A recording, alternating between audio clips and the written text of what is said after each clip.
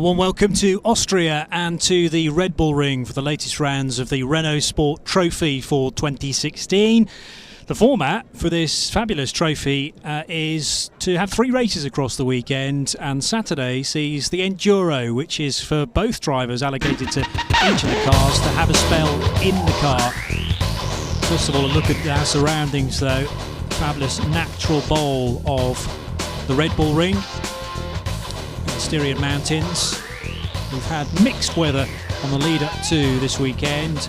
A lot of heat in the day yesterday for testing and qualifying, and today has been without rain, but it has been a little bit dull in places as well. But we look forward to a 70-minute race plus an extra lap, which sees 2 drivers, as I say, at the wheel of each of the cars at various points, and a chance to see what sort of pace the AM drivers can offer this weekend at Red Bull Ring. My name's Johnny Palmer, taking you through the Renault Sport Trophy across the weekend, and joined by dailysportscar.com's editor, Graham Goodwin.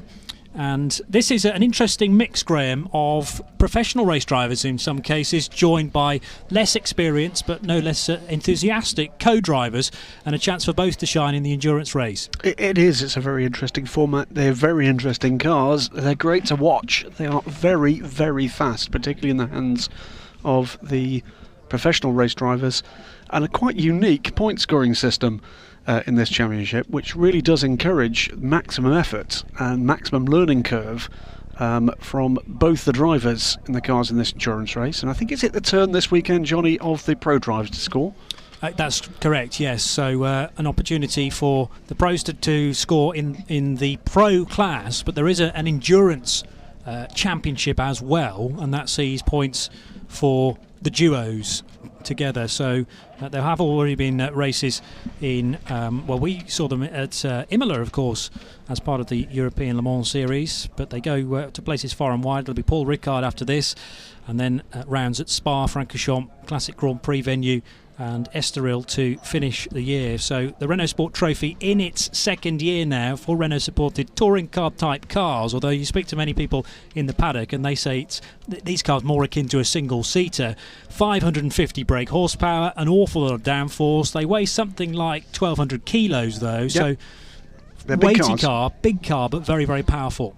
Indeed, and talking yesterday evening to Marcus Paltella, there's a man who's had plenty of experience of GT racing in his career. He says that this is not like racing a GT car, very much more on the edge, but these things are properly quick. We had the first time this weekend a bronze test for the European Le Mans Series teams, which meant we got half an hour on track just with the Gilles Duquesne there in the wheelchair, alongside one of the cars that he runs in this championship, alongside the LMP3 cars that are run by his team in the European Le Mans Series Championship. And Gilles Duquesne, by the way, back in the day, at the start of the GT3 era, no mean racer himself, raced a hand-controlled Dodge Viper, of all things, to no little success in the European GT3 Championship.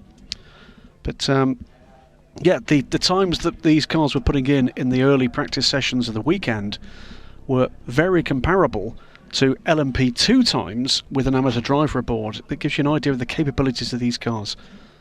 These are much quicker than a GT3 car, to the extent that the teams that do want to race these cars in that form of racing, there has to be, how would you put it, a pretty blunt level of balance of performance put in the kit that's applied to these cars to allow them to race alongside GT3 cars in some championships. Really, it's a matter of taking 5 seconds out of these cars. So what you're looking at here is a very quick grid indeed, and some very quick drivers too. So Kevin Courjus is a star man, former winner of the Renault 3.5 Championship, Estonian, and shares with the Swede Blomsfeld this weekend. And he's been part of the Renault family for a long, long time now, Kevin Courjus, back in amongst the loving embrace of the Renault package, and enjoying it very much indeed. Leads the championship after Imola. Dario Capitanio, though, is also very quick for the Oregon team, alongside Davide Roda. But it's actually two Dutchmen who have managed to take pole position for this first race of the weekend for Equipe Verscheur, Dutch squad as well, and Peter Schothorst and Jeroen Schothorst are a obviously family related to duo, and Equipe Verscheur do race in other categories as well, but if you get the feeling this is where their real interest is, the Renault Sport Trophy. Very much so, in another part of the Renault family for an awfully long time, all the way through 15 seconds board out, all the way through the Megane Euro Trophy era. What a big step forward these RS01s are, Johnny, from those silhouette racers, the very aggressive looking Megane racers. 280 horsepower or something from those cars, 550 from these Dallara chassis Nissan GTR engined sports cars. Great to look at, great to watch racing, sound fantastic, and they are mighty quick. So heading up the hill then for this installation lap, green flag lap. It will be a rolling start, of course, for these cars during their 70-minute affair, and they work their way out of turn 1 up the hill towards turn 2. This picturesque circuit which holds things like DTM these days and Formula 1, of course, back in big style. The track's been resurfaced earlier on this year in the springtime, and that's brought lap times tumbling. Peter Schothorst then starts from pole position alongside Marcus Paltela. It'll be interesting to see how Marcus gets away from the line. Always an entertaining watch to see Marcus driving whatever he might be behind the wheel of. Sometimes GT cars, but in this case it is a very high performance silhouette car, if you like. Sat on the left hand side of the car, and that should provide good views into the various apices of this right-hand circuit. Far more right-handers than left, it being a clockwise circuit, but nevertheless the two left-handers that fall in the middle of the lap, very important to get right, and that can actually increase the tyre wear on the right-hand side tyres of the car. Marcus telling us last night, indeed, Johnny, you'll recall that driving one of these cars very much like the old GTD spec in the IMSA racing, which effectively was a GT3 car with much of the electronics switched off, so very much more a knife edge, but a lot quicker and with a lot more downforce for these Renaults, all holding their diamond Renault badge proudly there in the middle of the front of the car, and very much a halo effort for the Renault Sport family, the RS01. They have a Nismo V6 engine, these cars, 24 valve and very nearly 3.8 litres, 2 turbo compressors, injection engine, as I say, punching out about 550 brake horsepower. Rear wheel drive car with their Sadev 7-speed sequential gearbox. As the rolling start then is about to take formation, and they're two abreast Noah's Ark style ahead of this 70-minute race. There are 2 sprint races to come tomorrow, but it's all about the pro drivers for this opening stint then, as they're presented with the red lights on that go very quickly to green, and the Mark VDS colours to your right, starting from second position, driven by Marcus Paltela, maybe getting a slightly better start than Peter Schothorst, although who's this coming through the middle? Are they going to run 3 abreast? Not quite, it's 2 abreast as Paltela goes way out wide, and Schothorst, well, is going to lose the lead because of that, but Paltela might be done for track limits as a result, Graham. Not a lot of room for Marcus Paltela to actually move there, but he did get the best run into the turn, but up to the inside is Schothorst and will retain the lead there. Is there the cutback available for Marcus Paltela? No, there's not. One of the Oregon cars now right with him. Yep, so down the back straight they go for the first time. There's a door come loose on one of the cars further back, I noticed. Is it one of the Equipe Verscheur machines? There's almost side-to-side contact as well. That won't be the door right by the driver, so a faulty catch presumably, and he may well be called into the pit lane because of that. The number 8 car is the one we talk about. That's Duncan Houseman. It is indeed. So Duncan at the wheel for this stint. Is it just a case of being able to get that car into the pits and slamming the door properly shut, or is it a faulty catch? Of course, through these left-handers, the door's shut itself automatically, but it may well reopen through the next set of right-handers. Good start, though, from Peter Schothorst, who leads at the moment from Marcus Paltela. Third position, it's Bonafacio, and Roy Gertz in 4th position ahead of Fumanelli, and then Satyen Tirakul, the Thai driver. Yeah, big wiggle there from Pastorelli. But keeps it all gathered up, and I think what almost happened there when we got the two cars side to side was that was Huisman trying a bit of a violent move to shut the door, and unfortunately the car ahead of him was trying to shut the door on him at the same time. No harm, no foul, and a spin at the back there for the number 16 car. Yeah, so hopefully that car will be able to get back into the race pretty swiftly. So up to the second turn goes this great scrap. Of course, the cars will start to spread out once we reach something like 9 or 10 laps, but at the moment we are enjoying this very intense battle. There's more place changing taking place further back. Is that Raoul Owens on the move? It's the 17 car of Lonnie Martins, in fact, being battled there with by Groger, and door-to-door banging taking place as they exit Rauch corner for the second time. Huisman takes advantage there of just a little fumble from the number 11 car. Field back and takes the place. So a bit of a sort out. Owens from Huisman from field back now in that little group. Huisman did get the black and orange flag, but that door appears to have sorted itself out, so I would guess that will be withdrawn.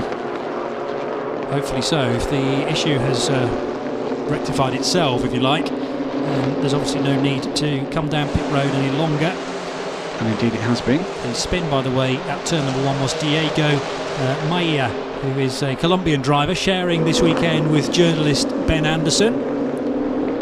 Into turn number 1 goes the lower order positions, just outside the top 10, but Peter Schotthorst is getting a decent lead here on Marcus Paltela. It's 1.3 seconds now, the gap.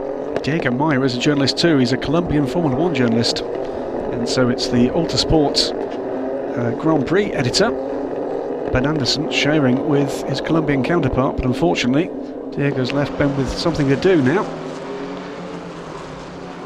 There is an investigation between for that incident, I presume. Bruno Bonafacio running in third position ahead of Roy Hertz, and then it is the David Fumanelli car, number 5, running in fifth position ahead of Tanart Satyentirakul. Kevin Courjus with some pace to find, you could argue, down in 7th position in the number 3 car. Nicky Pastorelli running in 8th, Raoul Owens is 9th, and Duncan Huisman, despite the door problem, still running in 10th place. Peter Schotthorst, though, is getting away here, Johnny. He's, over a second and a half to the good and getting quicker. So pushing hard in the early stages of this race. Over the line they go then to complete 3 laps, and the gap from first to second is about the same. In fact, Schotthorst opening it up to 0.4 of a second better than it was a lap ago. Paltela second, Bonifacio third, and Roy Hertz in 4th position. Black and white flag being displayed to the number 2 car of Raoul Owens, though, the Brit.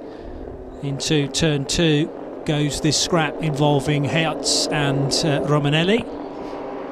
So they are nose to tail. Then there's this bit of a gap back to Satyentirakul in the Mark VDS colours. Just behind him is Kevin Courjus looking for a way through, and then the green and silver car of Nicky Pastorelli under pressure from Raoul Owens. Although, as I say, track limits flag being displayed to Raoul, and also the number 4 car of Bruno Bonifacio, the Brazilian driver. Replay of the start.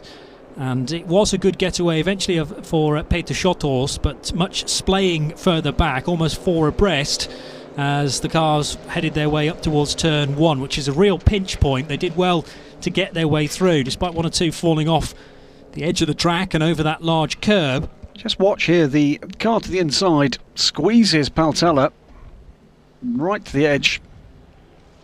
There was nowhere else for Paltela to go. You're right. And that's the reason why he won't have been pinged, or isn't being pinged, for running way out. Often there is a little bit of slack given to these drivers for the first run through turn 1, and that was the contact for Maya, wasn't it? Ben Anderson's teammate. There was no way through there. That was coming from way back. Bit of debris from the 21 car. Clashing with... the 16 car, rather. Well, it was actually... was it 2 Oregon cars getting together there? I think it was, unfortunately. 1 in the 16. No, I'm wrong. The Duquesne engineering car of Diego Meyer and the Oregon car. Yeah, all the Oregon machines easy to spot in their yellow, green and pink colours. So into Rauch corner with over an hour still to run of this enduro race goes the fight for 6th position with Tanner Satien-Tirakul just ahead of Kevin Courjus. Courjus can't find a way through at the moment. Yep, one competition car with the branding from Mark VDS doing a good job of holding off the Estonian. Over the brow with the large Red Bull in the background. This place now owned by the drinks company, and as I say, it's been resurfaced for the first time in a little under 20 years, but that new track surface really loved by all of the competitors here this weekend, many of whom were competing on this track last year, and there is a noticeable difference to grip levels and therefore to lap times. The lead gap now over 2 seconds as Schotthurst. It doesn't improve his time, but it still extends the gap by about a tenth and a half from Marcus Paltella, who does his fastest lap of the race in pursuit. It's 2.5 seconds, 2.3 seconds, the gap, and a further couple of seconds before we get back to the 3rd place car, the number 4 car, Bonafacio. So good time there from Roy Hertz, who might be in a little bit of clean air now. What's the gap from Hertz to Bonafacio? No, they're still very close to one another. They're circulating between, with 3/10 between them. So that's the battle we're looking at right now. Bonafacio for Oregon versus Roy Hertz, just tucked in behind in the blue car. Impression Hertz is capable of going more quickly, but needs to get ahead of that Oregon car. So this is Oregon versus Equipe Verschure. There are 2 cars from the Dutch squad Equipe this weekend. Hertz sharing with Miguel Ramos, and then the other car is the leader, Peter Schotthorst, Kjeron Schotthorst, who have started this event very tidily indeed. And continues that progress with the fastest lap of the race on lap 6, 1:27.099 from Peter Schotthurst, and extends the lead even further by around a half a second, now 2.6 seconds the gap. So just to explain the championship again, the pro class, so these are the drivers that we're focusing on right now in this portion of the race, had the opportunity to score points in the Enduro at Spain, and then also here at Red Bull Ring, and their next opportunity to score points from the endurance race will be Spa-Francorchamps, which will be the fifth weekend of the year. So at rounds 1, 3 and 5 effectively, the pros score points in the Enduro, and then of course they'll have their own race tomorrow as well as a sprint race, and that also adds to their points tally. But there is then also the Endurance Trophy, where the drivers earn points together as race duos. So the Schotthorsts come to this round, for instance, in 6th position in the championship, having scored 18 points together, a 5th place at Motorland and a 6th place at Imola. So we've had a little over 10 minutes of this race already. Schotthorst leads from Marcus Paltella and Bruno Bonafacio. And Schotthorst now finding a bit more speed with an absolute best through sector 3, but that's immediately bettered by Marcus Paltella in 2nd position. And also finding good speed through the final sector. Bonafacio, Hertz, Fumanelli, they're all finding time in sector 3 as the cars get lighter. It's another fastest lap from Schotthurst. So Schotthorst really on form here, but let's get a bit of news from the pit lane as we're already 10 minutes into this race. A very strong start from Equipe Verschure. How is the atmosphere in the team after these strong starts? Yeah.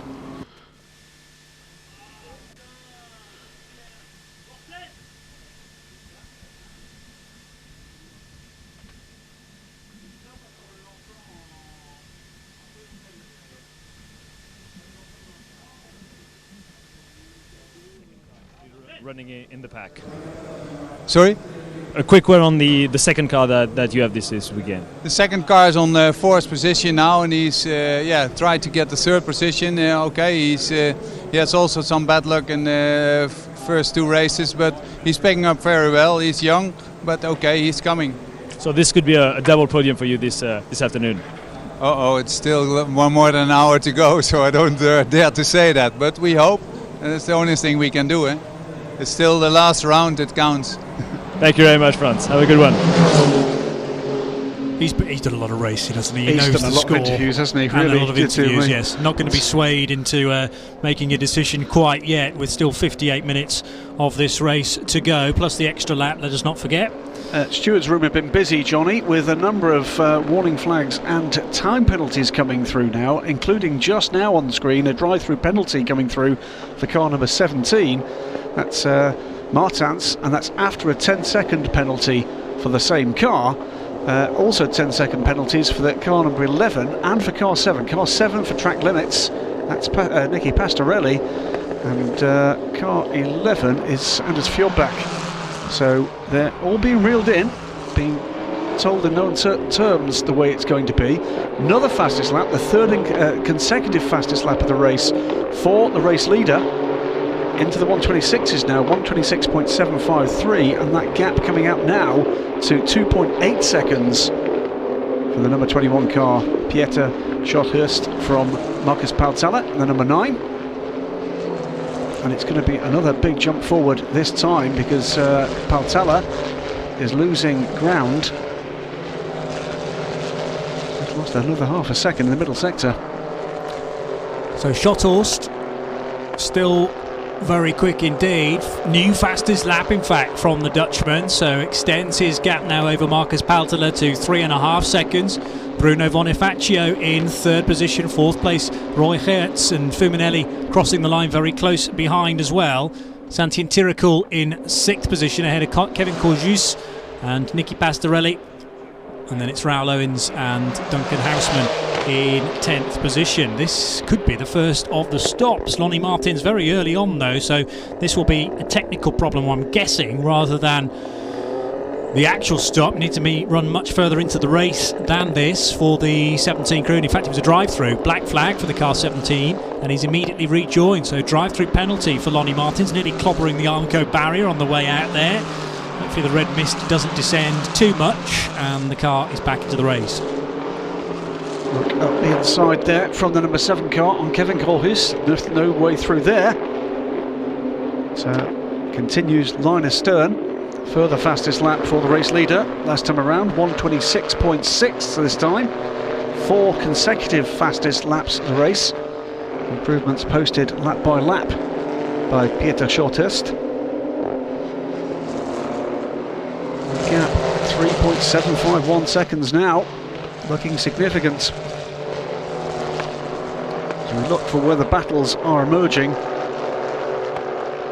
Kevin Corjus tries to get onto terms still with the cars ahead, still running in 7th position. This line of cars stretching from 4th down to 8th.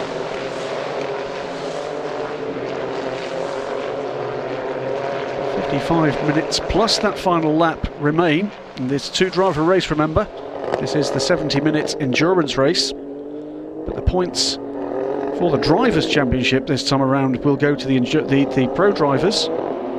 They are scored just as we get to the pit stop window. So this is going to get a bit more fast and furious as we get towards that point. That's not to say there aren't drivers at the moment looking for a way through. Kevin Corjus at the moment is the cork in the bottle. The car behind, 21 car, apologies, the 7 car, there's Nicky Pastorelli looking for a way by. Not finding it as yet.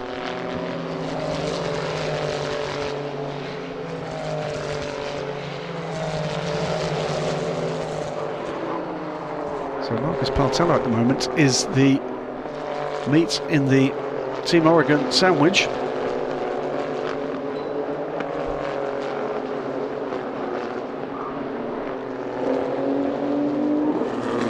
And behind the Team Oregon car is the second of the Verscheur cars.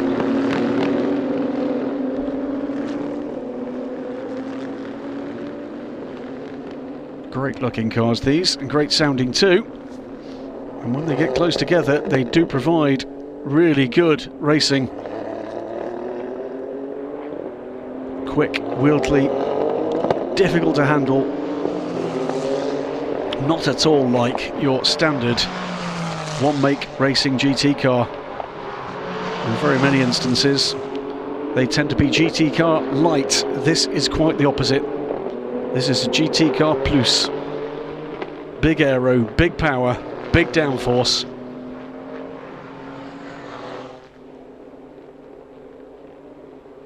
We watch again as the, oh dear me, yes, a big moment there. As the cars came through. It was the number 11 car, and it's Fjord back. Trying to get on terms with Duncan Huisman. Maybe a little too hard.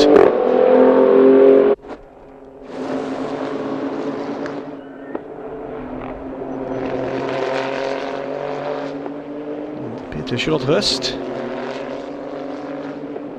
goes on through 12 laps now, and finally, at the end of that lap, Marcus Paltella makes 1/10 of a second improvement against the leader.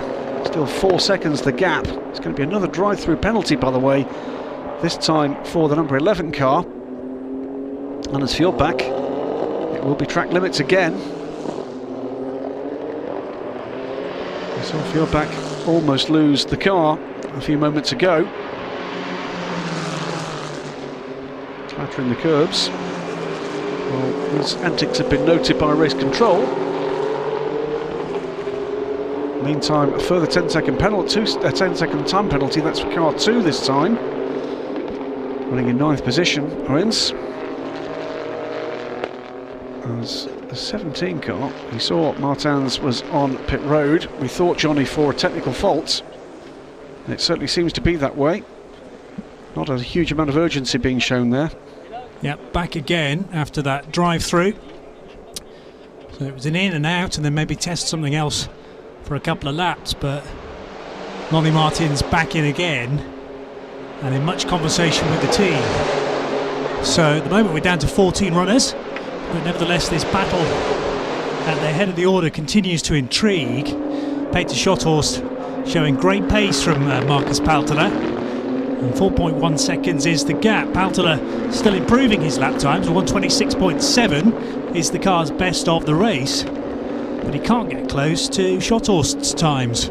1:26.560 now for Peter Schotthorst, and as I say, the gap's up to over 4 seconds. Well, just saying, just a few minutes ago, we've had one lap in the last 7 where Paltella has taken a single 10th out. Further drive-through penalty, by the way. This time it's for car 7.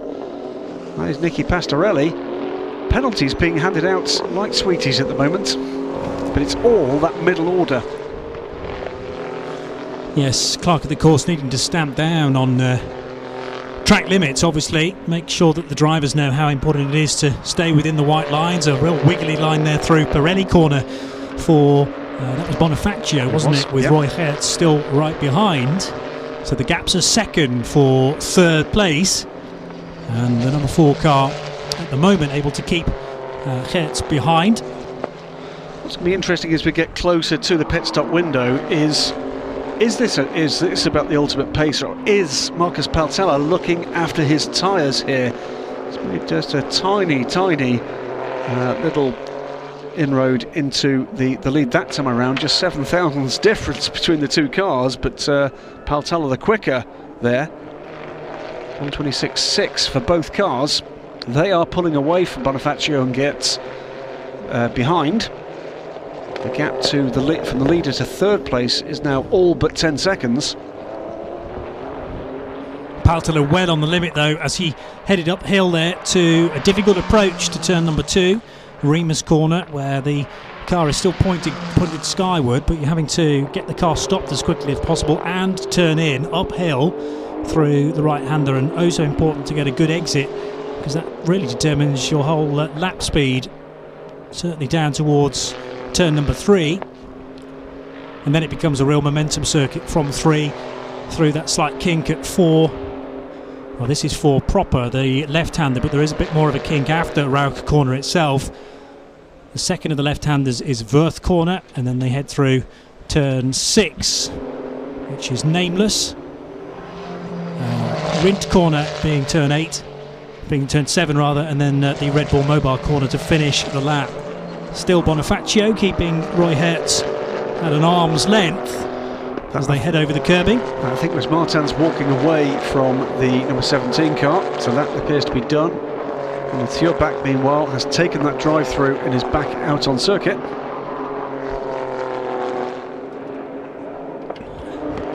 So Lonnie Martins sharing with Christopher Hamon this weekend for Duquesne Engineering. Sadly though, the 17 car remains on the asphalt just in front of the pit buildings, as this is a problem, isn't it, for the third place cars. Bonafacio, I thought for a moment that was Hertz coming from a long way back, but he realised that Bonafacio, the number 4 car, had an issue. This is one of 3 Oregon cars then, and Bonafacio was due to hand over to Mendez, as you can see the 2 names on the side of the car there. But Bonafacio has come to a halt on the exit of turn number 2, realised something was amiss as he braked for that corner, stayed well off the racing line to be fair to him, and there are yellow flags now being displayed at Remus corner at the top of the hill. So no overtaking into that crucial corner, and the drivers will see green flags on the exit. But what is the issue there then for one of the 3 Oregon team cars? And third place kissed goodbye all of a sudden. Roy Hertz, who's been working hard to try and put Fuminelli under some pressure there. Sorry, Bonafacio under some pressure there. It's not quite that the pressure told, it's that the car cried enough on the entrance to turn number 2, and the door is up now. That's very bad news in terms of the championship. 6th place in the championship for that for Bonafacio at the moment, and unable to improve at this stage. So a scratch of the head, no doubt, for Bonafacio, wondering what on earth has gone wrong with that car. No doubt in radio contact with the team, they may be trying to give him some instructions as to how to nurse that car back to the pits. But even though this is a mini enduro, you don't want a problem like that hitting, because it can spell the end of your race, or certainly you're being competitive. It won't be very long before that car goes a lap down, having been running in 3rd position, and in fact now trying to get that car reversed away from the runoff area on the exit of turn 2 into a slightly safer position. So the yellow flag still being displayed there. We're nearly at 25-minute distance for this race, and it's still led by Peter Schotthorst on lap 17. Marcus Paltela is in 2nd position. Roy Hertz now up to 3rd. That's also promoted David Fuminelli to 4th and Satyen Tirakul to 5th position. Kevin Corjus runs in 6th ahead of Raoul Owens and Duncan Houseman. So what could have happened to that car? Shall remain a mystery for the moment. We may be able to try and find out from the guys at Oregon in the pit lane, and are they worried at all that that problem might strike for the other 2 cars that they have in this race. It has some drive. Yes, they are able to, or Bonafacio is able to get that car the right side of the barrier, but clearly he doesn't feel comfortable in getting the car back into the race. Meanwhile, here is the race leader with the McGregor backing. It's the Schotthorst duo with Peter doing the opening stint, and it'll be Jeroen to take the car to the flag. Remember, the pros score the points as far as their championship is concerned in this first portion of the race, and then just before the stops, effectively the screen is frozen and the points are awarded to that frozen screen regardless of what happens in the rest of the race. That's for the Drivers' Championships on their own, that is, and then of course there's the Enduro Cup, which involves both drivers together, which is entirely separate. Marcus Paltela is beginning to make some inroads into the lead of Pieter Schotthorst. 3.7, 3.8 seconds now to the good, the number 21 car from the 9 as the number 11 car. And the field back on pit lane, but we're going to go down and get some news. What's going on down in what's becoming a busy pit road just now? Jan Bellon, tell us what happened with the number 17 car from Duquesne Engineering. Yeah, unfortunately, Lonnie doing some track limits, and the race direction decided to put a black flag for this car. It's a bit hard because it's his first race, and he don't know really the RS Trophy, and for him it's very difficult to accept this sanction, because he tried to do his maximum for doing the best job, and just stop the race after a quarter minutes. It's a bit hard for him. Yeah, and so disappointment, but you still have one car running, and you have a specific driver pairing this year. Can you tell us a bit more about the two gentlemen, Ben Anderson and Diego Meyer? Yeah, these guys are fantastic, because there is their first race in the R.S.01, and also their first race in the Red Bull Ring, and they're doing really a good job for the second car.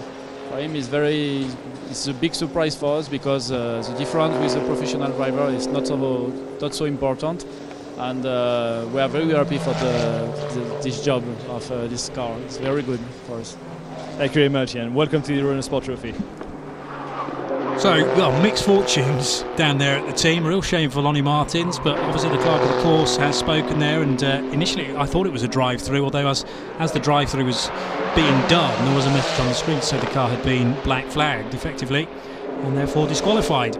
As has the number 11 car. Wow, okay, so another black flag for car 11, which is the Anders Fjordbach machine, which is also in the pit lane. We've got Nicky Pastorelli parked up in the pits too, and Bonafacio already out of the race, as we have seen up at turn number 2. Now Pastorelli, car number 7, I'm just frantically searching through. He's had a drive-through penalty, but not a black flag. But it's still in the pit lane, so that shall remain a bit of a mystery for the moment. Let's hope the 7 car will be seen again. As Nicky Pastorelli, a very quick driver, and he is sharing that machine by... That car on screen at the moment. Oh, is it? Okay. It's Jelle Bellen, by the way, the Dutchman driver, who is sharing with Nicky Pastorelli. There's no hurry around that car at the moment. Carmen Jorda getting ready to take over.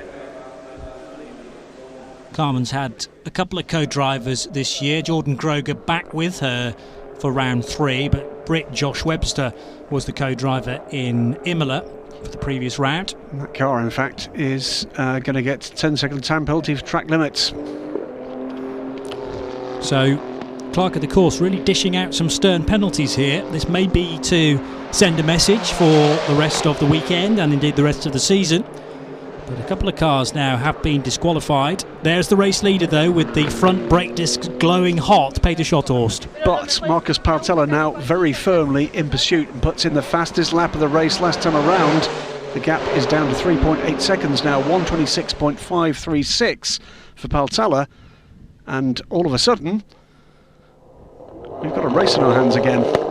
Yeah, pressure starting to be applied here by Marcus Paltella, but almost as a way of a reply. It's an absolute best Sector 1 for Peter Schotthorst, so he almost senses the Finn coming, and second place certainly getting a little larger in the mirrors. I'm sure out of this corner he won't see Marcus, but if it continues at this sort of rate, then the Mark VDS liveried car will start to be getting a little closer. There it is, in fact, exiting turn number 3 now. What's the Sector 2 times like for race leader Schotthorst and Paltella? Well, it's not a best Sector 2 time for the race leader. It's a pretty good one, though. Absolutely. And it takes a little bit of time out of Paltella this time, so the gap over 4 seconds again. So Paltella unlikely to better his fastest lap this time around, but lap 20 was the best lap of the race of anybody from Marcus Paltella. Duncan Houseman is also charging on. He's had early problems with that loose door and tried a lurid jink to the left to try and slam that door on the right hand side of the car shut, as the pit stop window is now officially open. So we've reached 40 minutes to go, and you can now legitimately make your stop and hand over to your co-driver. And the points in Pro allocated at this point indeed, so that's very good news for the number 21, the number 9 car. These two, by the way, are putting out a mighty lead over the 19 car Hertz. It is 16 seconds back now from the leader, so that means about 12 seconds back from Paltella. Well, a masterclass in Renault RS01 racing from the pair at the front of the pack at the moment. That in Spain at Motorland. That was Peter Schotthorst's last opportunity to score points in the Enduro race as far as the pro class is concerned. Well, Peter managed third place points at Motorland. Clearly this is his best result of the year then for the pro class. A 10th place finish in the pro sprint race at Spain, and then retired from the pro race at Imola. So useful points for the Dutchman. Came to this round 7th place in the championship as far as the pro drivers are concerned. The championship led by Kevin Courjus, who finishes this portion of the race and therefore the point scoring element of it in 6th position. This is good news for Marcus Paltella in the championship, because Schotthorst is a little way back, isn't he? Not That's in the right, pro course, not the correct. Yes, indeed. So, and Lewis Williamson, who is 2nd place in the championship, not here this weekend. He makes his WEC debut next weekend at the Nürburgring with Stracker Racing. So the Stracker Racing R.S.01 not here. So this is going to be good news at this point for Marcus Paltella and the Monlau/Mark VDS competition effort. Yeah, Schotthorst trailed Paltella by 11 points coming here, so some of those will be gained back again, but more crucially the Finnish driver is closing in on those above him. Marcus 5th in the championship ahead of this race. Drivers waiting patiently though in the pit lane for their cars to come to appear round the left-hand corner, the right-hand corner, and they will appear from the left to trundle down the pit lane and then be handed over to the AM driver. Peter Schotthorst though is going to make a point before the end of his stint, because he's gone quicker than anybody else through sector 2 there. A personal best for Marcus Paltella through sector 1 as well. The gap fluctuating here and there, but mainly remaining at 4 seconds first to second, and then a far bigger gap back to Roy Geerts in 3rd position. 4th place still David Fuminelli, and then it is Satyen Tirikul in 5th position ahead of Kevin Courjus and Raoul Owens. And the fastest lap now back in the hands of Peter Schotthorst, because he goes across the line doing a 1:26.258. So as these cars get lighter and lighter of fuel, they are continually finding pace. Clearly the tyres are staying at a decent level as well on this grippy track surface, so they head up towards turn number 1. 36 minutes remain, and we wait for the first of these runners to start thinking about a pit stop, and then it becomes all about the podium, all about the race results, and all about who has the quickest co-driver. And there's 1 or 2 guys to watch when we get into that part of the race. This is the fight, by the way, for 4th position. David Fuminelli ahead of Satyen Tirikul, and then Kevin Courjus and Raoul Owens, all 4 within the same shot as they slow for turn number 3. Several cars in pit lane though, including the car of Diego Maia. This is Ben Anderson getting aboard now. Yep. This is the Autosport magazine Grand Prix editor. So easing himself in to the office for the next 35 minutes or so, making sure he's strapped in safely and the team working to a minimum pit stop time. Just checking tyre pressures to make sure that the tyres are not being overworked. As I say, grippy surface, but that does mean that tyre temperatures can rocket at times as the race leader Schotthorst makes his way back to turn number 2. And the 3rd place car is the first of the leading group to make that pit stop. Gets in the Verschure car and ready to take over in that number 19 car. Time to get to work. Miguel Ramos to get into the machine. There's a man with a lot of GT racing experience in his background. Maserati MC12s, Ferraris, you name it, he's driven it, and usually very quickly. So of course the car tumbles down the order at the moment. That won't matter once we get through the pit stop cycle though.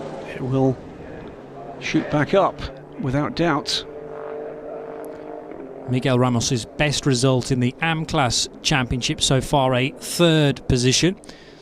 So it could be set to equal that, and Ramos and get some ground to gain in the Endurance Trophy as well. Only 9th position in the points coming here, so this is a real opportunity to outscore their rivals. Also pitting now Marcus Paltela from 2nd position. So this will be for Fabian Schiller, will it not? That's right, yes. Well, that's a young man to watch. Fabian Schiller, who leads the AM Class Championship, coming here to Red Bull Ring by 30 points from his teammate, in a sense, Frank Ruder, who is another team member of the Team Art VDS squad, but a different car. So Schiller drives one of them and Ruder the other. Fabian's father, key part of the paddock in sports car racing from years back. Fabian Schiller is Hardy Schiller from Cruise Schiller Motorsports. He's his son, and I have to say was very impressed indeed with young Fabian's pace at Imola. Very impressed. Let's wait and see what he can produce here. Lead his car though, with the 2nd place car in the pits. He's got the hammer down and he's looking to see what can be done with the remaining time before handing over.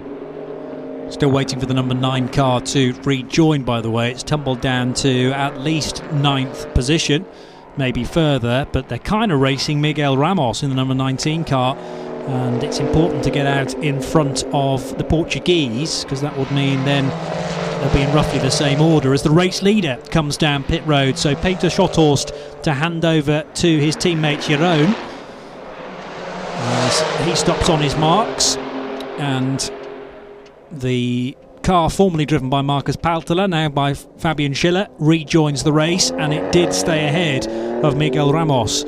So effectively the car that will be in 2nd position eventually is down there in 9th position, and now it's important for the team that look after the Schotthorsts to stay in front of the car that's just rejoined, driven by Fabian Schiller. What might be significant though is that the number 9 car spent 3 seconds longer in pit lane than the Ramos car. Now that doesn't so much matter in terms of race positions with the Ramos car, but how quickly against the minimum pit stop time can the lead car be turned around. Kevin Corhus, meanwhile, is in the lead of the race at the moment, having not pitted yet. So he stays out, and everybody else has stopped. Yes.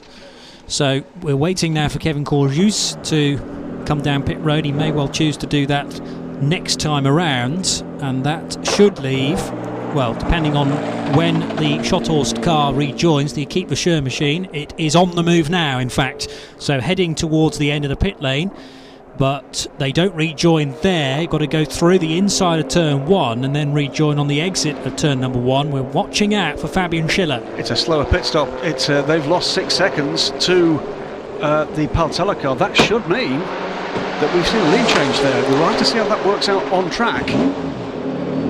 Yeah, well, not a lead change at the moment. It works its way out. But I think unwinds. Schiller should be ahead now of the 21 car. Schiller goes, I'm trying to make sense of the graphic to the left there. Yes, no, we're still waiting for Schiller to come across the line at the end of 27 laps, although Corhus has... Schiller is ahead of Schiller's, Schotthorst. yeah, I think you're right. I think you're right, because Schiller's now completed effectively 26 laps, and Corhus called as being on his 27th, but he's in the pit lane, isn't he? That's why I was getting confused. So Schiller does lead this race, and we have a real good fight on now towards the end of it for the final half an hour. Can Fabian Schiller stay in front of Jeroen Schotthorst?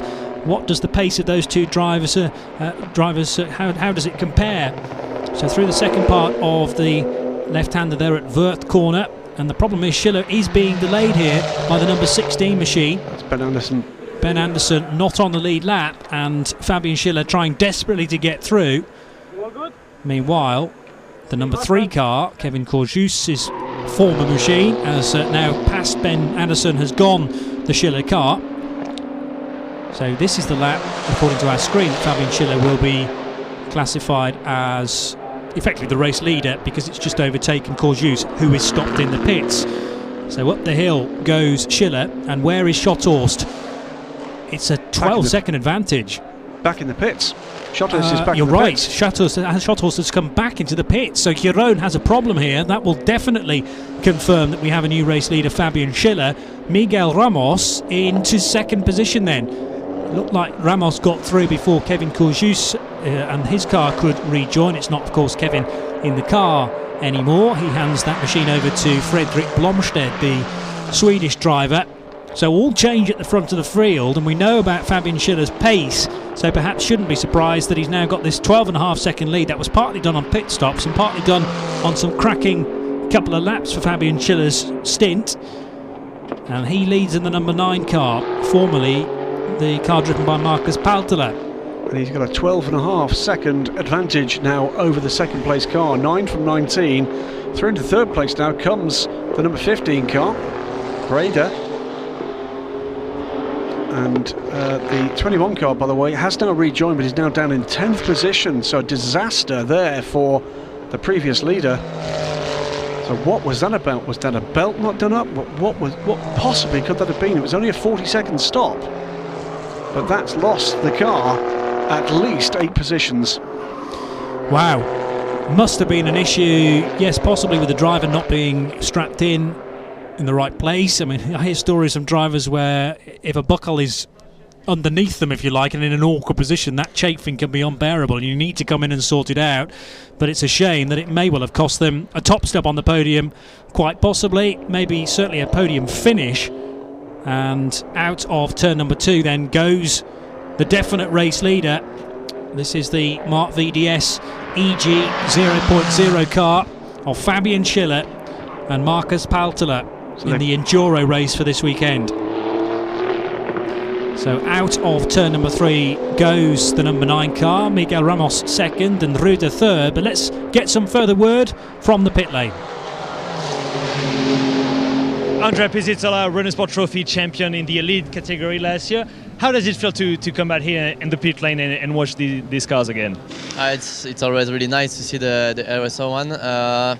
It feels like a bit frustrating. Always when I see the car I want to go back in. But yeah, it's really nice. This track is good for these cars. A lot of fun for them, I think.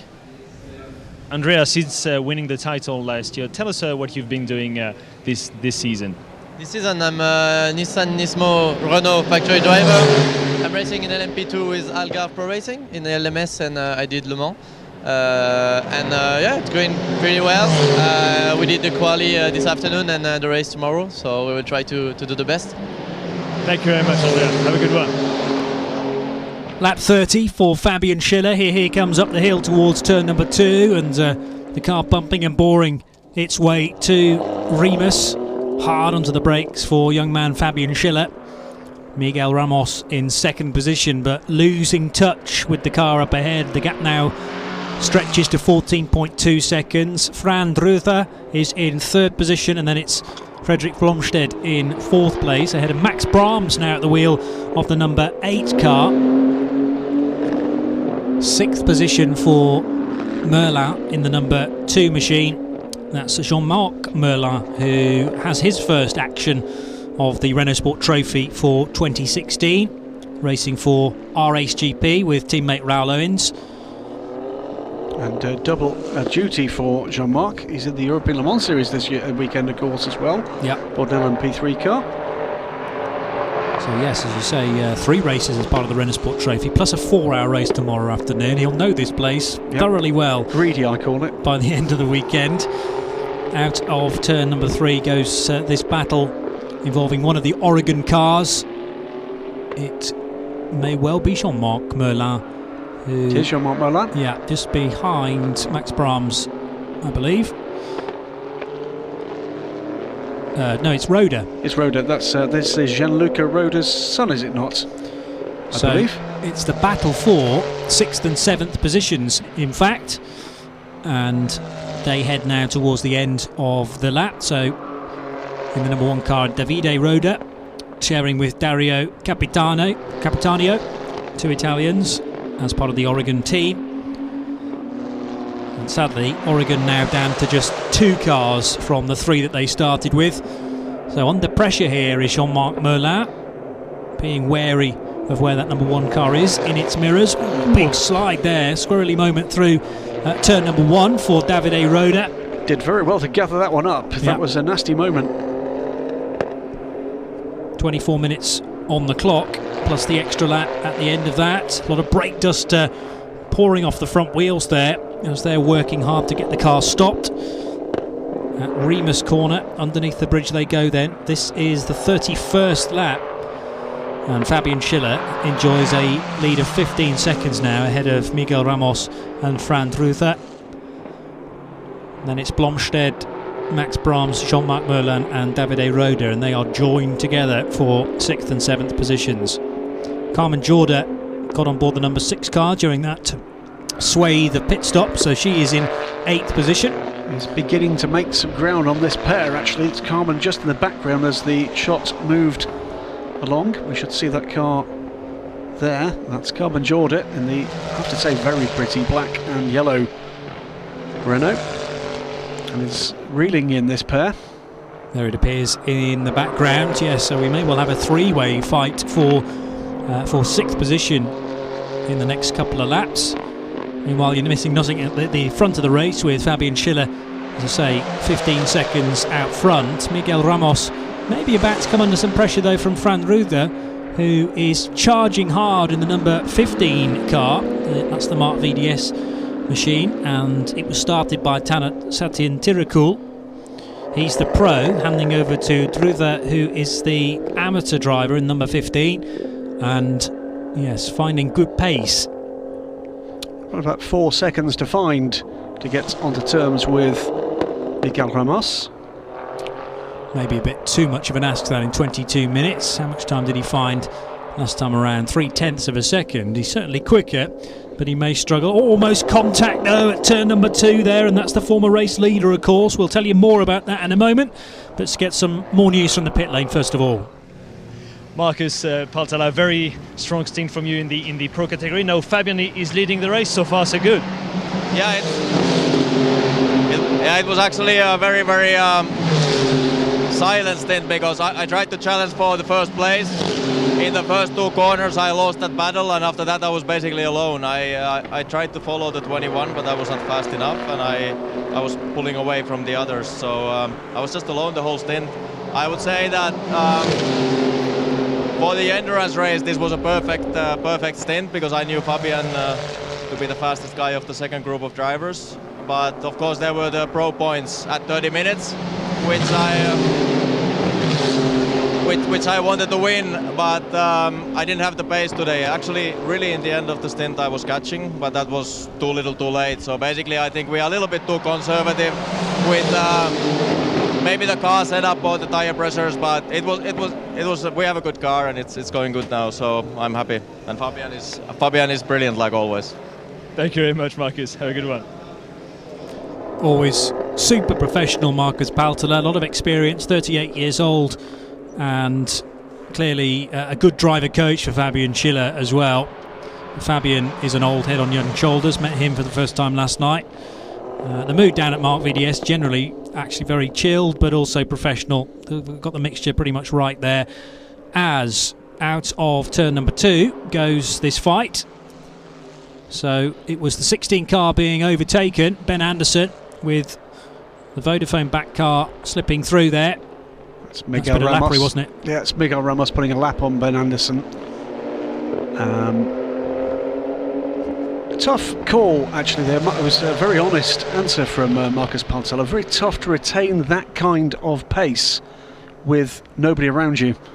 Just to pace yourself is, a tough part of the motorsport discipline. Here's Carmen Jorda, by the way, now with these 2 battling cars ahead of her, and she's now involved in this fight. This is the battle for 6th. Jean-Marc Merlin, Davide Roda and Carmen Jorda. Jorda in the black and yellow car in the rear of these 3. Yes, typical Renault colours those, and very nicely presented on the RS01 of Carmen Jorda. Hasn't taken her too long to catch up with the Oregon car then, as jinking to the inside, Davide Roda goes for a late manoeuvre there and manages to get the place then. So Jean-Marc Merlin slips to 7th position now. Roda is 6th. Carmen Jorda still in 8th place, but an opportunity perhaps for her at Rauch corner. They head down the hill towards the hard braking, and work their way through that tight right-hander, which is downhill, and then it continues to descend as the track before a slight rise, and then you have to set the car up right for Pirelli, moving the car from driver's left to driver's right to take these two left-handers. The second of those, Wurth corner. And Jean-Marc Merlin a little bit on the back foot here, having been overtaken by Davide Roda. Carmen Jorda trying to work out where she's quicker and take the opportune overtake. Is this it into turn number 7? Yes, it is. Up the inside there goes Carmen Jorda to take 7th position away then. And she needed to do that, Johnny, because Roda is getting away fast from this pair. So Roda is 6th, Carmen Jorda now 7th, and 8th position for Jean-Marc Merlin. He's lost a couple of places on one lap there, so disappointing for Jean-Marc. Let's see whether he can take the fight back to Carmen Jorda. She's already starting to stretch her legs though, and can she start to reel in Italian driver Roda, I wonder? Already a 2.5 second gap there. Meanwhile, this is Ben Anderson again, about to be lapped by one of the Mark VDS cars. This is Roda. So this is Ruder, isn't it? Yes, Van Ruder. And thankfully for Fran, Ben Anderson saw the grey, red and yellow car coming, and very little delay there for the young Spaniard. More battling going on. Oh, this is, sorry, replay of Roda going at the inside of Jean-Marc Merlin. And then shortly after that moment, of course, Carmen Jorda was able to get through as well. Back with the race leader, though, Fabian Schiller out front, and now enjoying a lead of 20 seconds after 35 laps. So the gap behind him is getting more and more compressed. The next 3 cars, Miguel Ramos the 19th, Rueda in the number 15 and Blomstedt in the 3, separated by just 6 seconds.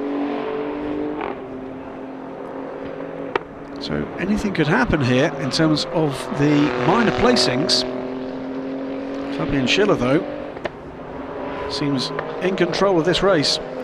Yeah, looking more and more certain for the number 9 car, but things really coming to a head as far as 2nd, 3rd and 4th place positions are concerned. 16.5 minutes to go. J'entends plus Stéphanie.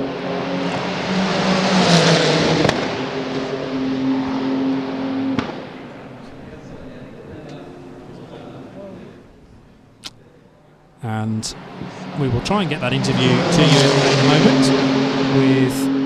Here is the race leader, Fabian Schiller, up towards turn number 1. Just to build up the drama, you know. And goes the race leader out of the first corner. Miguel Ramos in 2nd position, losing touch with the leading driver, but Fran Rueda is starting to get larger in the mirrors now. So that's Portugal versus Spain for 2nd and 3rd. 4th position for Blomstedt from Sweden, and Max Brahms from the Netherlands in 5th position.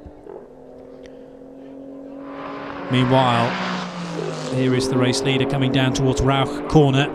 Well, Marcus Paltler described it as a solo race, and a race where he wasn't really bothered about competitors because there was nobody to race with. It's a very similar stint for Fabian Schiller. He had a busy start, trying to get the tyre temperatures back up again, and needed to just establish where he was in the race. Of course, he wasn't leading as he came out, but within a couple of laps he was back out in front and has since then extended this lead from Miguel Ramos. So down towards the penultimate corner goes the race leader, Fabian Schiller, into turn 8. We'll get more news from the pit lane though, first of all. Diego, this is a bit of a change for you this weekend. Tell us about the experience in the Renault Sport Trophy.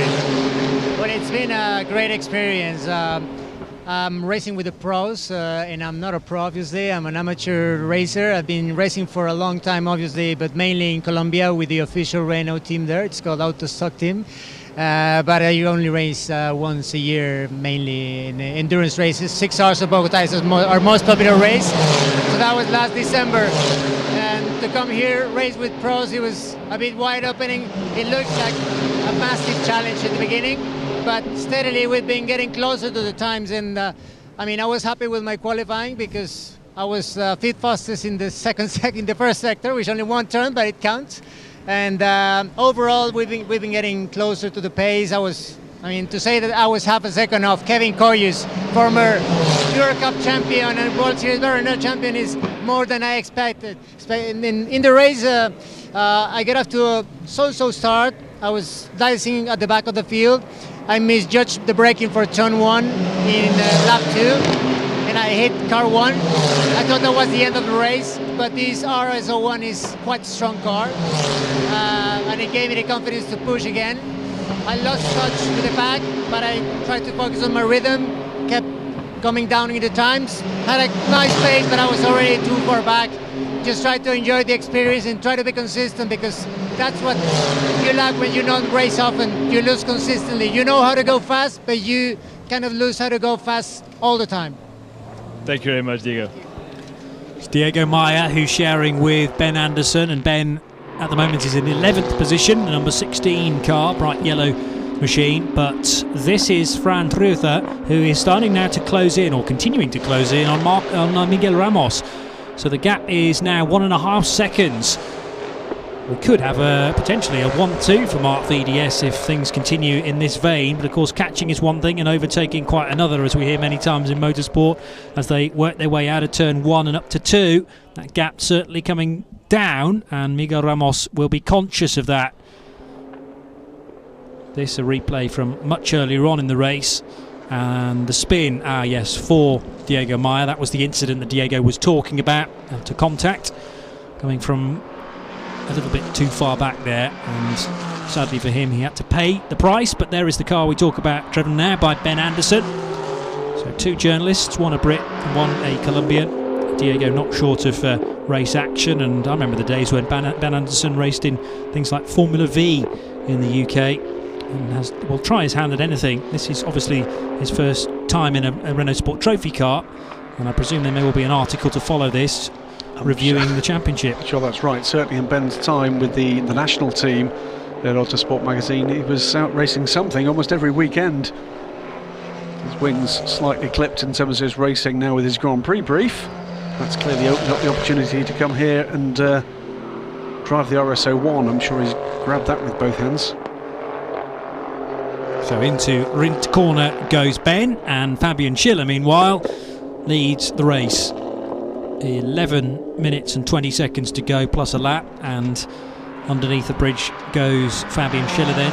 22.1 seconds is the gap back to Miguel Ramos, but we're more interested in the gap between second and third. Continues to tumble, although that time around Miguel a little bit quicker than Fran in third position. And then behind them it is still Blomstedt,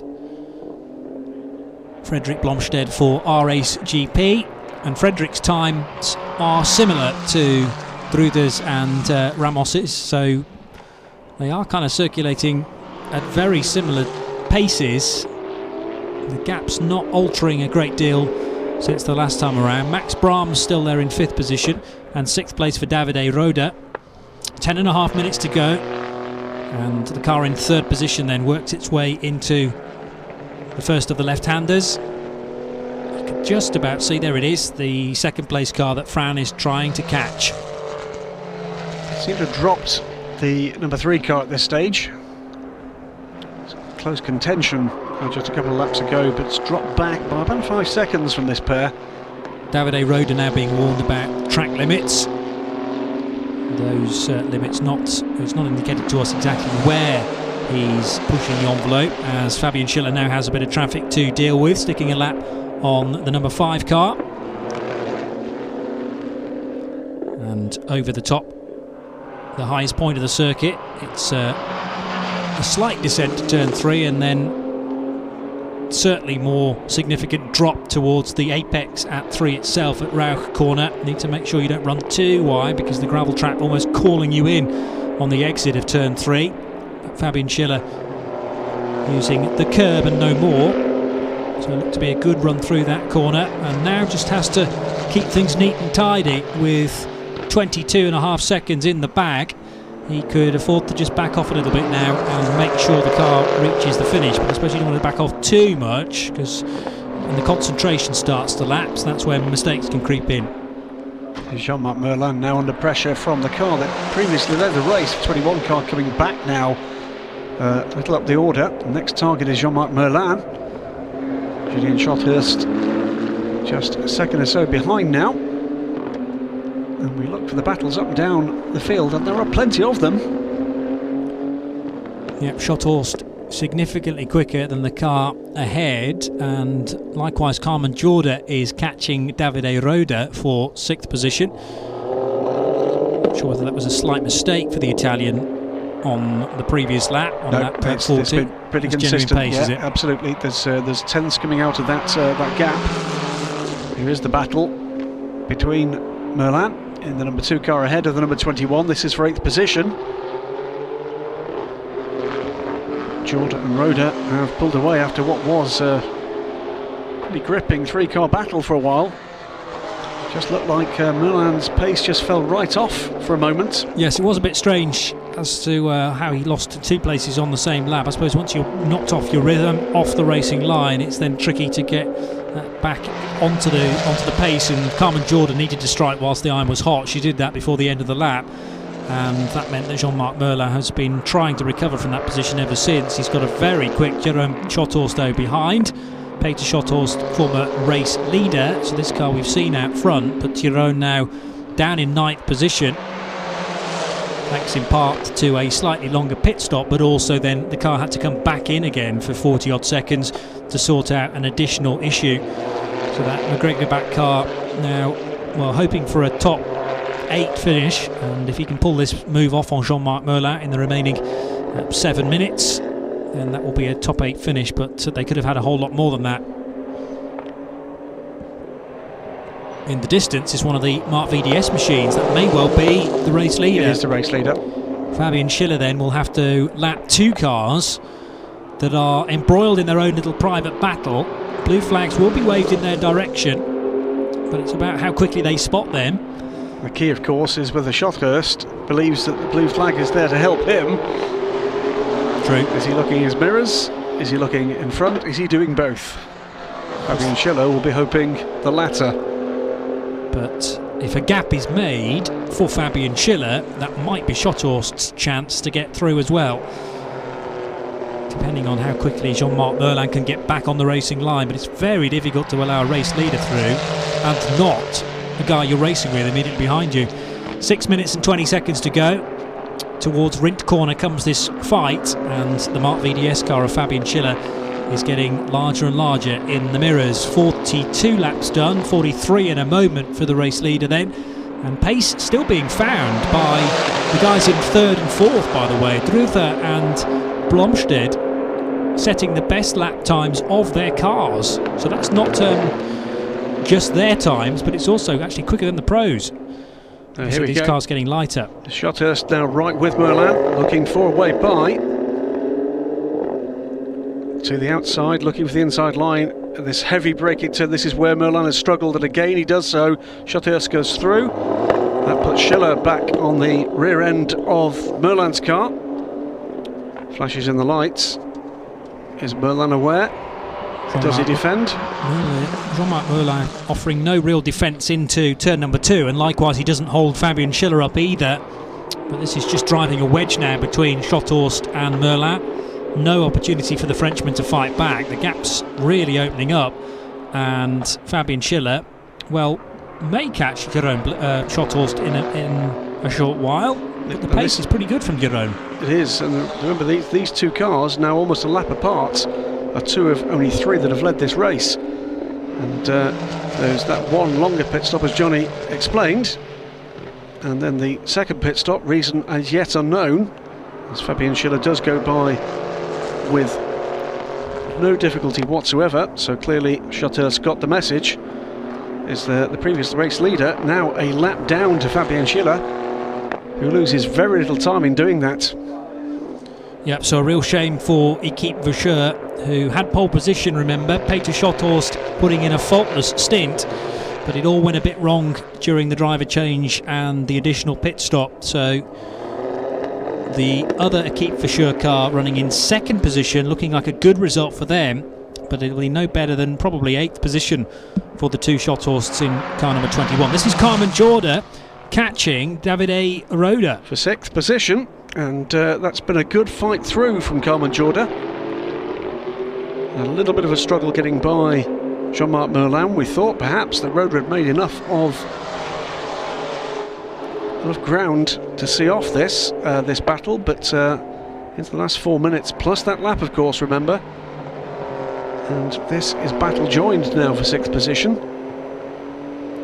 So they work their way through the unnamed right-hander underneath the Wirth Bridge and towards Rindt, the penultimate corner of this 2.4 mile lap at Red Bull Ring. A little bit sideways for Roder there. He might have pushed a bit too hard into the penultimate corner. It's gained him some ground on Carmen Jorda, so I wonder whether she made a slight mistake there coming out of Wirth corner proper.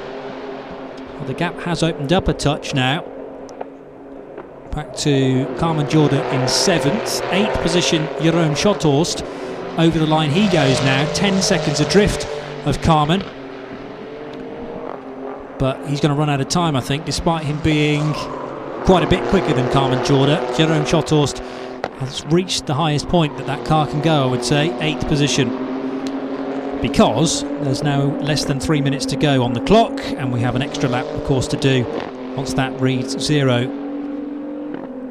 Down towards turn number 1 goes the fight for 2nd position. Miguel Ramos versus Fran Ruder, and the gap has remained constant for a little while. That was a better lap though for Fran this time around, so that gap did come down by 0.2 of a second. Miguel Ramos though keeping Fran at a safe distance at the moment. It'll probably be this lap and 2 more as the cars crest Remus corner. Track climbs a little higher immediately after that and then starts to descend. And Fran Ruder heading for the braking area at Rauch, trying to be as late on the brakes as possible. The brakes, I'm sure, will be past their best at this point after over an hour of running. So they will need to be wary that that brake pedal will be getting longer and longer. There are some very hard stops on this circuit. Carbon brakes on these cars, of course. In this spec at least, when they are balanced for GT competition, they get skid steel brakes, but it's full carbon brakes on these very impressive machines. They can stop and stop hard. Down to Rindt corner goes the fight for 2nd position. Fabian Schiller already onto his 47th lap. 1 minute and 18 seconds still to go. 2nd place fight still very, very close indeed, but the race leader is already at turn 2 and safely out of that, taking plenty of curbs. So Fabian's still pushing on. Had to do some more lappery very recently with the car in the distance there, having just been passed. And still good times coming in with the best sector 3 time there for the 4th place car, the Frederick Blomstedt driven number 3 machine from R.S. GP. Max Brahms is 5th, 6th position for Davide Roder, and a close Carmen Jorda in 7th. Less than a minute to go now, and still the pressure being applied on Miguel Ramos from Fran Ruder.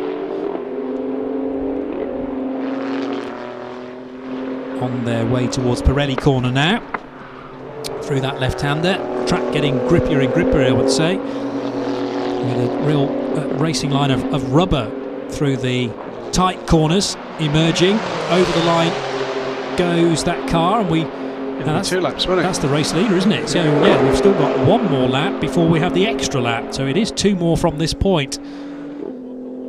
So Fabian Schiller enjoying himself, I'm sure, over a 20-second lead he has now from Miguel Ramos, but that will give Fran Ruder a bit more time to try and attack Miguel Ramos. He's not close enough to be able to do that quite yet. His presence won't be enough to shake Miguel Ramos. He needs to get close and try and overtake before the end of the race. And Ramos has defended this well. The gap's been down to around 7/10 just for a few moments at various points over the last 3 or 4 laps, but up to 1.3, 1.4 seconds. But 1.2 is where they were the last time through, and that's been really where it's been at on average, for this last phase of the race. So Miguel Ramos has done a good job here. Allowed the 15 car to close, but not to close within touching distance, metaphorically speaking, of course, of the 19. And Frederick Blomstedt is still closing on these two cars. So he's going to run out of time. It's 0.2 of a second though quicker than the two cars up ahead of him. It's small stuff, small margins being gained, but nevertheless Blomstedt setting the car's best lap time in 4th position. Max Brahms is 5th still, and Davide Roda managing to fend off Carmen Jorda just about for 6th position. Final lap now for Fabian Schiller. So it will be 49 laps in total for the race leader, and indeed for Miguel Ramos and Fran Ruda, who are still on the lead lap, but as I say, 21 seconds off this man, Fabian Schiller, who turns through Remus now for the final time. Impressive run from this young man, and very good opening stint, of course, from Marcus Paltallo. We heard him earlier. It's a lonely run, but couldn't really get onto terms with the then leader. Stumbled in that pit stop, and then the second pit stop to sort out whatever problem there was there. Meanwhile, there is a 10-second penalty for the 4th place car at the moment, Blomstedt. But then Fabian Schiller got aboard and built that 23 second lead, has defended it beautifully, including in traffic. Impressive run indeed from the number 9 car. That doesn't, by the way, it would appear, alter Blomstedt's position, because he has a significant advantage over Max Brahms, so should stay 4th in the standings. Meanwhile, heading through the final corner now comes Fabian Schiller after a great opening stint from Marcus Paltallo, although Marcus a little disappointed with that, but it set things up perfectly for Fabian Schiller, who takes another victory in this tremendous season for the Mark VDS crew. EG 0.0, and they cross the line then, having won the Enduro here at Red Bull Ring. Much celebration down there on the pit wall. There is Marcus Paltallo with a smile on his face, and Miguel Ramos over the line finishes 2nd, but it was very tight in the end actually, from Ramos through to Ruda. In the flat cap in the background there, Mark van der Straten, the Mark VDS. And in the middle, the grey-haired gentleman of a certain age is Hardy Schiller, Fabien's father, very proud father, I'm sure, after that result. Interested to see just how far up the pro points order that has fired Marcus Paltallo. It's possible he could have gone from 6th to 2nd today. Yes, and even though there was a hint of disappointment in his voice, to say, I wasn't leading when I came in after the 30 minutes anyway, just prior to the pit stops. I think he'll be surprised when he sees the championship table just how much ground he has gained as a result of that. It was a close fight for the last 15-20 minutes really between Miguel Ramos and Fran Ruda, but Ruda just falling short by less than a second in the end from the Portuguese driver. So it's Ramos finishing in 2nd position, and then the other Mark VDS car in 3rd. They get 2 on the podium though. And the meat in the sandwich is the Equipe Vasseur car, number 19 of Ramos and Roy Geerts. 4th position for Frederick Blomstedt, despite that late penalty, and Frederick and Kevin Corjus therefore get points for 4th, ahead of the number 8 car of Max Brahms. Max and Duncan Heisman this weekend. And then Davide Roda finishing in 6th position, just ahead of Carmen Jorda. So Carmen was pushing hard there to try and wrestle that position away from the Italian, but just ran out of laps towards the end. Did very well. They started that final lap, actually got it down to within a few tenths, but then lost out at the end of the lap, I suspect, when it became obvious that it was beyond her in the distance that remained. But what a result for the Mark VDS Mondial competition efforts. 2 cars on the podium, and as impressive a win in this form of racing as you would care to see across the young amateur, I'm sure aspirant pro in the future, Fabian Schiller, and Marcus Paltallo, the relatively old hand. Excellent stuff. I suspect this is not the last time we will see this young man with a significant result. Good, fast, clean racing again. Yeah, a little bit of bumping and barging for the first corner, I suppose, on the opening lap, but you're maybe always going to get that with these big heavy cars that are hard to stop on coolish tyres after a rolling start. But they managed to sort themselves out on the run up to Remus on the opening lap, and it was a shame for one of the Oregon cars retiring early on. But otherwise, and there are obviously some disqualifications as well after only about 15 minutes because of track limits issues. But there is the result confirmed. Marcus Paltela and Fabian Schiller winning the latest endurance race in the Renault Sport Trophy, 49 laps done, and win it by just under 20 seconds from Roy Geerts and Miguel Ramos. And it is the sister team Mark VDS EG 0.0 car of Tanat Santenterikul and Fran Ruder who finish in third position. And we'll see all 6 drivers in a moment on the podium to receive their prizes. Should point out, by the way, that kicking in with those 10-second penalties, that meant that Car Majorda did drop back by 10 seconds from that battle. So that might have been part of the reason why the final attack wasn't delivered. Yes, that would explain, I suppose, the fact that she eased off towards the end and made sure that the car got to the finish. And interviews being lined up, so we will hear in a moment or two, hopefully, from Fabian Schiller. We've already heard from his co-driver Marcus Paltela. And Marcus Paltela, ice cool, as you would expect for someone from Finland. But even he cracked a smile on the pit lane there, on the pit wall. More good points for him after a difficult season to this point. But that will have, as you say, really jumped him up in the pro class. And it's fantastic points for Fabian Schiller. This really good season in the Renault Sport Trophy continues here in Austria. So let's hear from the man, Fabian Schiller. Two very happy drivers here, Marcus Paltela, Fabian Schiller. Another victory for Mark Vides. How was it inside the car? Let's start with Marcus. Well, it was basically a perfect race. I wanted to also to score maximum points at 30-minute mark. That didn't happen. I was on second place, but otherwise we just had a very good car for this endurance. And in the end, Fabio could just manage the race with a clear gap. So it was just how it should go.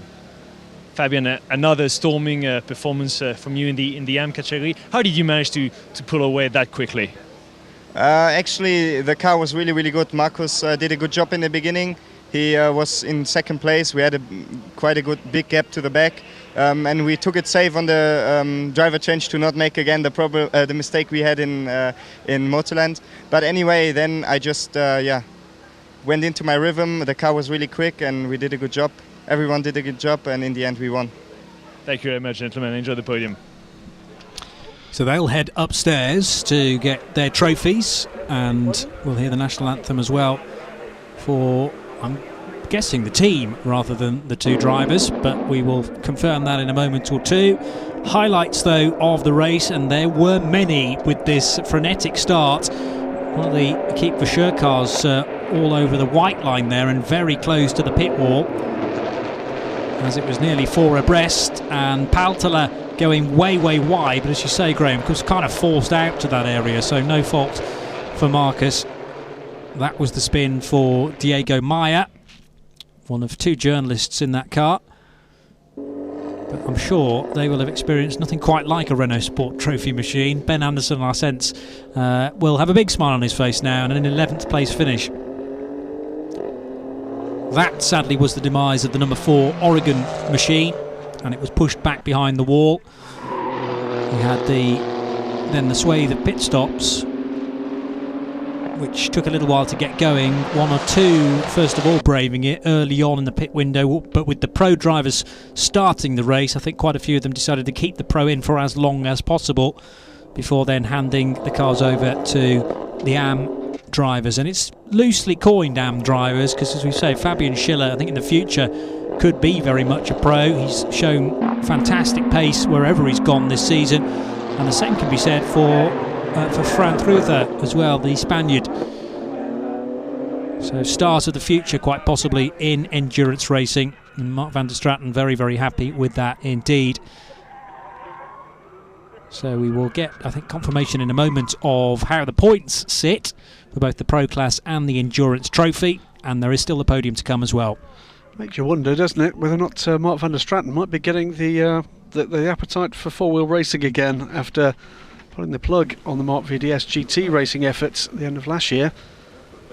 recovered back to this effort, and he's clearly enjoying his racing again. So what might we see in the future from the team that bears his name? Yeah, Smart VDS still very much active in Moto 2, in motorcycle racing, and it's a kind of stamp on the team in terms of a badge as far as Smart VDS are concerned. I don't think there are many mechanics in terms of a crossover working on the cars. A lot of Spaniards in the crew, and that is a mark of how the team was formerly ahead of Smart VDS getting involved. But it's a kind of Spanish and Belgian flag together above the pit garage for that crew. But they get on really, really well. Fran Rueda there on the right, and then it's Marcus Paltler and Fabian Schiller in the middle. Tanit Sati and Terrakul you can see to the left. And there is Marie Arlon, who is looking after the trophy presentation in a moment or two. We have Andrea Pizzitola. Yes, indeed. He's going to be giving out at least one of those trophies. So final few checks being done just to make sure we have 6 drivers just to stage left. And there indeed now onto the third step of the podium goes Tanit Sati and Terrakul and Fran Rueda from Thailand and Spain respectively. Big scream of satisfaction there for the guys that finished in second position, Miguel Ramos and Roy Geerts.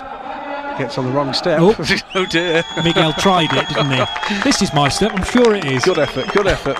And then moves slightly to the right. And smiles all round for Fabian Schiller and Marcus Paltler.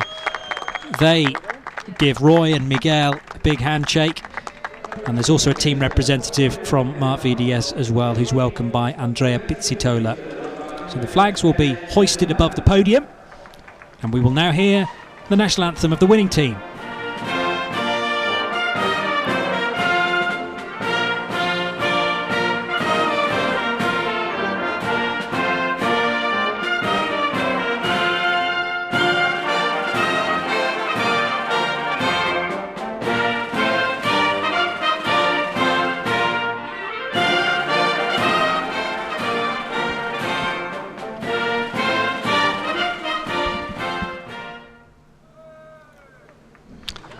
So applause on the podium as the Spanish team take the victory with a Finn and a German driving, and the Belgian backing that comes from Smart VDS. So it's a true melting pot of nationalities, and 2 third place trophies now come onto the podium to be received by Tanit and by Fran.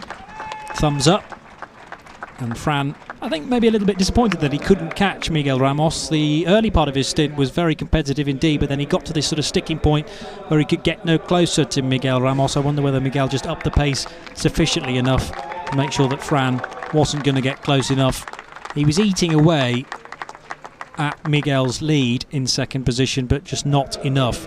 Is that 6 different nationalities there? I think it is. Those 6 drivers. I think you might be right, yes. I hadn't counted them up, to be honest, but yes. We have Portuguese for Miguel Ramos, and Dutch, and Finnish, and Spanish, and Thailand, and German. Yeah, absolutely. So the champagne bottles in a moment will be presented as well. All 6 drivers will gather together. It'll be a bit of a squeeze onto the top step of the podium to get the photographs that will appear on the Renault Sport website within minutes. Handshakes all around there from the Renault Sport representatives as well, and also the Smart VDS team member too, squeezing into the centre of that shot. And what we're not doing is grabbing the champagne bottles quite yet, but I sense that these very smart overalls could be about to get very damp indeed. They can wash them overnight, there'll be no concern about that. And the guy from Smart VDS trying desperately to get off the podium, but he wasn't quick enough. And there are several routes off the podium. Well, an entertaining start to the Renault Sport Trophy. There are 2 sprint races to come tomorrow. Join myself, Johnny Palmer, and Graham Goodwin for that here from the Red Bull Ring.